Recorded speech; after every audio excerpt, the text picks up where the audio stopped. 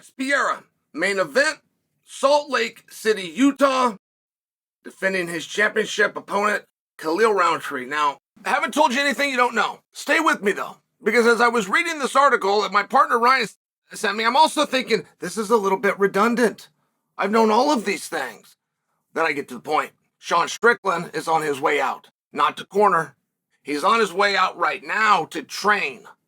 The fight is 2 weeks away. Perera, on fight night, will have been 3 weeks in Salt Lake. And I went to college, guys. 45 minutes from Salt Lake in a town called Provo.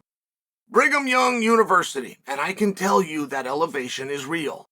When my academia time had come to an end and I was officially certified smart and had the piece of paper to back it up, I transferred my athletic career to Colorado Springs in Colorado, but it was also an elevation issue. There was some science behind it and the red blood cells, and there's all sorts of reasons you do it that, frankly, having done it and then learning how quickly those blood cells die when you return back to the valley, I don't know that it's something that I would get behind and tell you it's worth it, but I will tell you as an impressionable young man, it's why I did it. And I will tell you, moreover, there has been many great athletes, including cardio machines, who've taken that for granted and it cost them. The biggest and most known story that we have in our space, guys, Fabricio Werdum not only took the belt away after he got the jump on, he forced a surrender over Cardio Cain Velasquez. And it was not a technical surrender, by the way, guys. Werdum went out there 1 month early. Cain came into Mexico City thinking, hey, one of my people, hey, doing my thing. And he came out, the way the story goes, that traditional 7 days early, which I think turns into more like 9. And Werdum said he was there for a month and it turned more like 35. And I'm only sharing for you is Werdum was acclimated, and it was very clear that Cain was not. And Cain didn't use that as a crutch, but we didn't need to hear from him. We know what we just saw. We don't need to hear how he felt out there, or if his legs was hurt or his ribs was hurt or his mouth was hurt. We knew none of those things were. It was his lungs. It was inside. He was huffing and puffing. He could barely breathe. It's the oldest expression in the world. Fatigue will make a coward out of any man. It's a very big deal. I had this done to me in reverse. I was in a tournament. Might have been the toughest tournament in the history of MMA. It might have been. It was that night, and it might have held up. 8-man tournament. And names that were in it, yours truly, Jeremy Horn, Forrest Griffin, Babalu, won the entire thing. Trevor Prangley, this thing was Ninja. Ninja was in the tournament. I almost forgot to say his name. Have I proven my point about how hard this is? The 2 other guys that's in there, one was a boxer from Brazil that looked like he belonged on the underwear commercial, and the other guy was a Russian who just Kimura and submitted Randy Couture in Japan a month earlier. I mean, this thing was absolutely loaded. Babalu got there early. Now, I was still in my college days. Had I been out of my college days, I moved right to Colorado Springs, but I learned the lesson right here in this event. This is still in my college days. I don't know anything about this elevation. And people kept talking to me about it. Are you going to be acclimated? Not for nothing. I don't try to put myself as an ignorant guy. In fact, I'm the opposite. I'm a pretty intelligent guy. I don't use the word acclimate, and I'm not positive how you spell acclimate. So no, I have not taken into consideration and dug into my father's war chest to get an extra week out in Colorado to acclimate. But boy, do I wish I had. Babalu did. Babalu not only did that, he looked different as he went through Jeremy Horn, Trevor Prangley, and Ninja. He looked like a guy that could breathe. He looked like a guy that, coming out of the warm-up room, I will tell you, when I came out of the warm-up room to walk into the tunnel to wait for them to pull the curtain back, my music to hit those speakers with that little red light, I was in recovery mode. From the warm-up to the tunnel we're about to go, I was trying to recover. I was trying to slow my body back down. It was like nothing that I had ever felt. And you talk about all the excuses in the world. Oh, I had to acclimate. Well, I'm only sharing for you guys. It's very real. And you want to know why it's a big deal for me? You want to know why I'm making a really big deal about this as it pertains to Perera? I like that old Japanese model. I became very good friends with a man named Yushin Okami, and it was because I had beat him. And Japanese theory said, right, a bunch of honor and code to your family. My father says as they bow while keeping eye contact the entire time, but if you lose to somebody, you go learn from that somebody.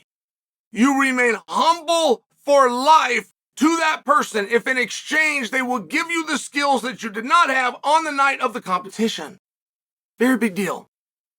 And when I say Perera, and I watch him doing these things, allowing guys to come into his camp, working with guys and talking with guys, trying to find as many competitions as he can, even offering dominant position to Lionheart plus 50 grand if he can finish him in purely a grappling match. I don't know what that feud is about. I just know that he is very serious and that he would like to grapple Lionheart.